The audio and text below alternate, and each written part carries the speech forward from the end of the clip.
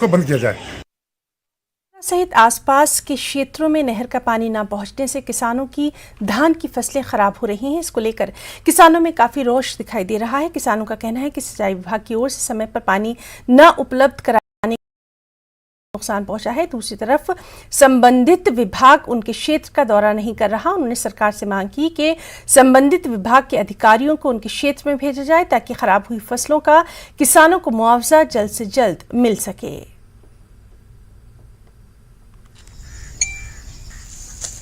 रहने वाला पंचायत दड़प का तो ब्लाक सतवारी का रहना जनाब। असें पुरानियां बासपतियां लाइया हाँ तो बिल्कुल तबाह हो चुकी हैं।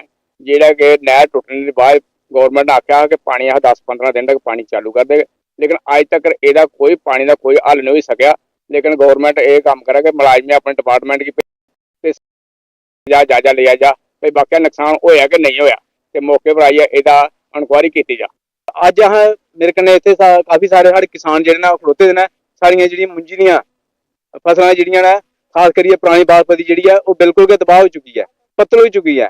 बंदे दे खाने दे लायक ते नहीं, पशुएं दे खाने दे लायक भी नहीं रही। ते अस ये चाहते हैं अपनी सरकार अगे, अपने लैफ्टिनेंट गवर्नर साहब अगे ये अपील करना चाहते हैं कि रेवन्यू डिपार्टमेंट की इंस्ट्रक्शन दी जाए और सारे जिहड़े ग्राउंड लेवल जमीनें च पुज्जे जाए और ताकि सानू जिहड़ा उचित मुआवजा दिता जाए। ये नहर दड़प कोलों टुटी ही और इसका पूरा आर्स पूरा और जम्मू साउथ तहसील जिहड़ी है उहदा एरिया पौंदा है बिल्कुल।